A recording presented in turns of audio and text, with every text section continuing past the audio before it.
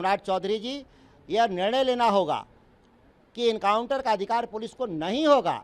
अगर आप निर्णय इसमें नहीं लीजिएगा तो माना जाएगा कि खुद आप किलिंग में शामिल हैं, आपके आदेश से किलिंग हो रहे हैं और आप न्यायपालिका नहीं हैं कि आप किसी के मारने का आदेश दे दीजिएगा। अपराधी है तो न्यायालय निर्णय करेगा कि कौन अपराध किया। लोग जब 24 का चुनाव लड़े थे तो कहे थे हम लोग कि भाजपा देश के संविधान को नष्ट करना चाहती है, बदलना चाहती है, और देश के लोगों ने संविधान न बदले इसीलिए उनको बहुमत नहीं दिया था भाजपा को।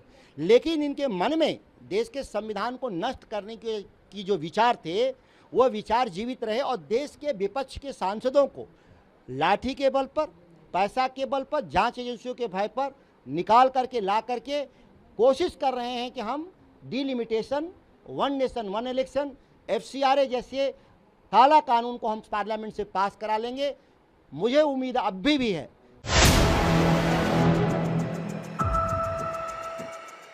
देखिए, मेरे पिछले जितने आरोप थे सरकार पर उसके साक्ष्य के आधार पे ही मैंने प्रेस कॉन्फ्रेंस किया।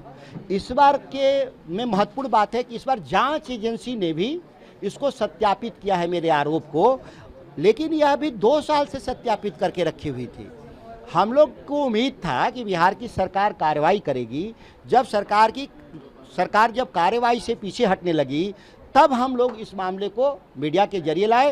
अब आज के दिन में हम PIL जा रहे हैं, इसमें हमारे वकील साहब भी आ गए हैं और हम लोग इसमें पूरा PIL जा रहे हैं कि SIT गठित कर कार्रवाई की जाए, नहीं तो ये लीपापोती में सरकार लगी हुई है। क्या मेन चीज़ है जिस वजह से जो है इस तरीके की चीज़ें सामने देखने को मिल रही हैं? किस वजह से ऐसी चीज़ें हो रही हैं? देखिए, शीर्ष पर ऊपर जो हैं लोग, अपने बिहार पे 4 लाख करोड़ का कर्ज लिया गया बिहार के विकास के लिए, सड़क के लिए, बिजली के लिए, नगर विकास के लिए।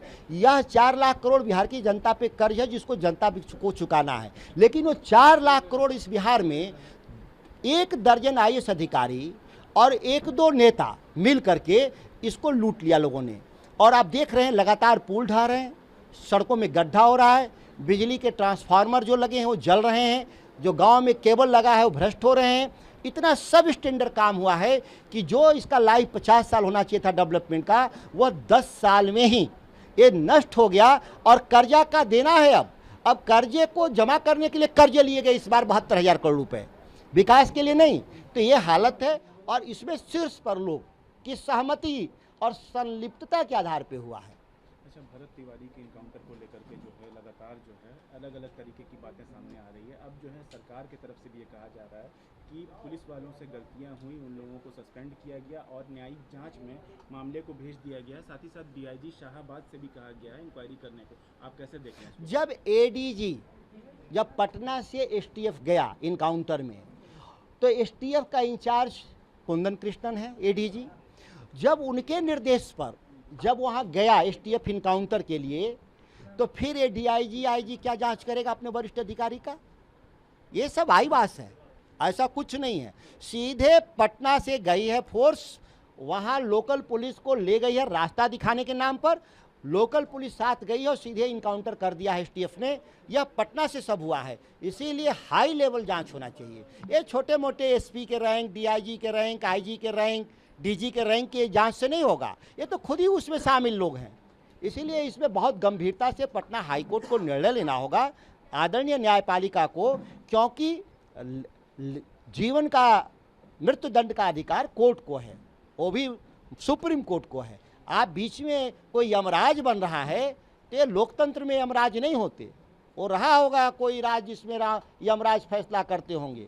ये लोकतांत्रिक सरकारों में कोर्ट निर्णय लेगा किसको फांसी की सजा दी जाएगी और हर जुर्म की सजा फांसी नहीं होगी। मुख्यमंत्री सम्राट चौधरी ने भी ट्वीट किया है जुडिशियल जांच को लेकर रिटायर्ड जज से जांच कराई जाएगी। आप क्या कहेंगे? कितने दिन में जांच होगी बताया उन्होंने?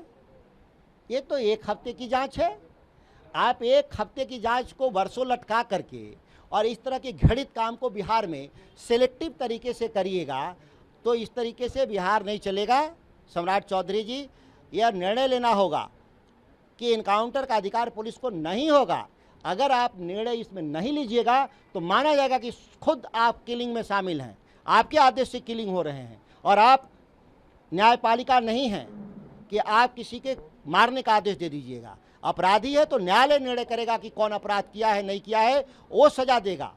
ये बात को ध्यान रखना होगा सबको। अच्छा, जिस तरीके से शिवसेना उद्धव बाला साहब ठाकरे के 6 MP जो है एकनाथ शिंदे के ग्रुप में चले गए हैं, आप कैसे देख रहे हैं? क्या लगता है कि लगातार टीएमसी में भी ऐसे मामले देखिए, हम लोग जब ग्रुप की- 24 का चुनाव लड़े थे तो कहे थे हम लोग कि भाजपा देश के संविधान को नष्ट करना चाहती है, बदलना चाहती है, और देश के लोगों ने संविधान न बदले इसीलिए उनको बहुमत नहीं दिया था भाजपा को। लेकिन इनके मन में देश के संविधान को नष्ट करने की जो विचार थे वो विचार जीवित रहे, और देश के विपक्ष के सांसदों को लाठी के बल पर, पैसा के बल पर, जांच एजेंसियों के भय पर निकाल करके ला करके कोशिश कर रहे हैं कि हम delimitation, one nation one election, FCRA जैसे काला कानून को हम पार्लियामेंट से पास करा लेंगे। मुझे उम्मीद अभी भी है इस देश के बचे हुए सांसदों के, उनके ईमानदारी पर और जौहर पर, कि इस तरह के कानून को नहीं पास होने देंगे। तो लखनऊ में आग लगी है एक कोचिंग इंस्टीट्यूट में जिसमें 15 से 20 लोग मर गए हैं। अब उसको मद्देनजर देखते हुए पटना में भी ऑडिट किए जा रहे हैं, फायर ऑडिट, कि ताकि इस तरीके के अच्छे, मामले इसमें ना- ये बताइए आप, इससे पहले तो वहाँ दिल्ली में भी हुआ था ना, लाजपत नगर में 21 लोग जल के मर गए थे होटल में। उसके बाद हल्ला हुआ कि देश भर में ऑडिट हो रहा है। कैसा ऑडिट हुआ?